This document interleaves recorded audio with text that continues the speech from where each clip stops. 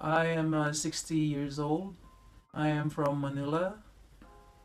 I came here in September 16, 2003. I graduated BS in economics. Yeah, all my families are in the Philippines. My mom, my son, my brother, my nieces, everybody in the Philippines. So I just moved here by myself. My friend referred me to an agency and she told me that job opening in the office. That's what she told me. I came to San Francisco. That was my port of entry. And then I didn't know that it was like a board and care that I've been working. I don't have any experience as a caregiver, so I was about to go back. One thing that stopped me was that my son was graduating in high school, and then I have to send him in college, and he wanted to take up nursing, so I decided to stay. Oh, they were giving us like $750, but food not included. So we have to buy our own food. We have to buy our food, and we ask them to buy food for us, but we pay. We pay. They don't supply us with food. But the thing is, like, sometimes if we don't have food, we just share in one pack of noodles. Three of us just share in Like one pack of instant noodles. noodles? Yeah, Wow. yeah, And that's what you had to eat the whole day, or yeah. The whole day, and how and then we many just hours did you work a oh day? it's a living. It's 24 hours, and we had to sleep the living room. We don't have any room. Oh, my son, we really feel bad. He hated me. He hated me because since he graduated from high school, I was not around, and then now he's graduating college. I can't attend the graduation. Oh, I felt bad. I was crying, really crying whenever. Practically, I call him every day, really every day, religiously. I was really crying over the phone. I was apologizing. I was telling him I'm so sorry. I have to stay here, and Mama has to work, so you can finish school, and that I can't be on your graduation day. Fear, because what if I get sick? Who's gonna take care of me? So I was on my own. So that was my fear, and the fear that I can't see my mom because my mom is getting old. So that's the greatest fear. When I left, because I escaped, yeah, when I left, I had that fear that they're gonna report me to the police because I can't really stand how they treated us. So two of us asked the help from our beautician, the one who does the hair of our residents. So that was my greatest fear that they are gonna report me to the police. Oh, after that, I did a one-on-one. I went to San Diego, and after that, um, there was a resident who was trying to abuse me. So I called him again, and he picked me up, and then I called my friends, and then I started working in an agency, and so on and so forth. Good morning. My name is Lieutenant Ronald Mar Tenorio Atilio. I was born and raised in Cotabato City, Mindanao, Philippines. I formally decided to stay April 22nd of 2009. Growing up in Mindanao, I don't know if most of you know where that is. It's mostly a war-torn province or region in the Philippines. Life is very difficult, resources were scarce.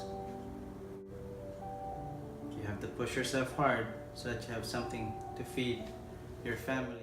It took me 9 years to finish nursing. 9 years of on and off. You have to work, stop if you don't have money, go to work again, stop the next year, spend all the money that you saved to go to school to provide for my family. Well, at least that was my vision before when my mom was still alive. To provide and never get hungry again. To at least have 3 meals a day can buy whatever you want if you work hard, not walk miles and miles, hours and hours just to go to school and work, not to borrow and beg money from people you don't even know just so you can eat. Being an illegal immigrant, how to sum up your daily life to avoid getting caught by the ICE in immigration will be your main goal every single day. You work below minimum wage at times just so you can feed yourself. I would say that I never took the bus going to work because if I can walk, I can reach my job within 4 hours of just walking, and I will do that every single day just so to save that 125 or 150 bus fare.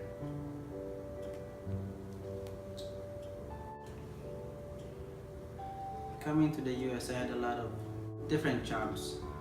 Even though I brought with me a diploma and transcript saying that I finished a degree in nursing. Again, as an illegal immigrant, you don't get that privilege to just say, can I take the boards and be a nurse here? Working from being a housekeeper, busboy, dishwasher in a restaurant, basically an EVS, to joining assist people for painting their houses, going to different states to paint houses for very, very cheap prices, and doing construction sometimes for free so that you can just get free meal. How to become legal.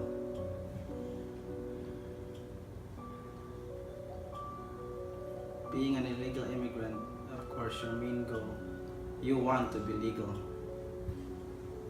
Forced by circumstances for how many years here, and without any progress with the plans that I've made, I finally decided to force the government to deport me, but in exchange, that at least 3 years of work authorization and a legitimate social security number, so that you could at least work for the meantime and finance your obligation, and hope to God that one day along the road my destiny will change.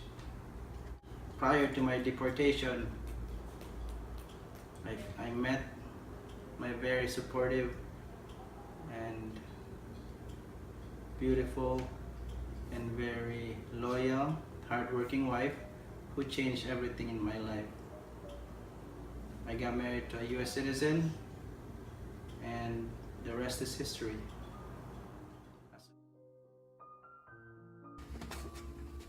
I am 32 years old and I am from Cebu, Philippines. I moved here in the United States in September of 2011. I worked as a clinical instructor for nursing students at a university in Cebu. I graduated with a bachelor's degree in nursing in 2007.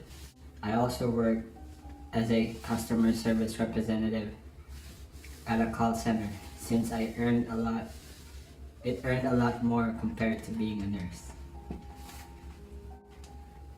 Better opportunity because back in the Philippines, even though you have a degree, you're still not earning that much. I was able to take the NCLEX here in California, but could not get my license since I did not have a social security number. So I went to New York and applied a reciprocity and finally got a nursing license. I work as a private caregiver and gets paid $10 an hour. I wake up 5 a.m. in the morning and prepare for work. I take 2 buses to go to my patient's house. I basically take care of the patient for 12 hours. My shift ends at 7 p.m. and going home I have to take bus again and gets home around 8:30 p.m. That's it. I do that for 6 days a week with only 1 day off. Back in 2014, a friend offered to help me get a green card by marriage. She had me pay $20,000 for it. After the wedding, I paid her half of the agreed payment, which is $10,000. But then after a few months, she never filed the petition and ran away with the money. I was helpless and scared, and I could not report anything because of my illegal status here in the US. Every single day, I fear most is getting caught and getting deported. Another thing is, I am scared that I will get sick since I do not have any insurance or medical plans. And my greatest fear is that one of my family members will get sick or ill and I won't be able to go home. And if I go home, I have to face the consequences of being banned here in the US for 10 years. I have a lot of plans. Most important thing is to fix my immigration status and eventually work as a nurse. I miss my family very much and I cannot wait for the time when I can be with them again.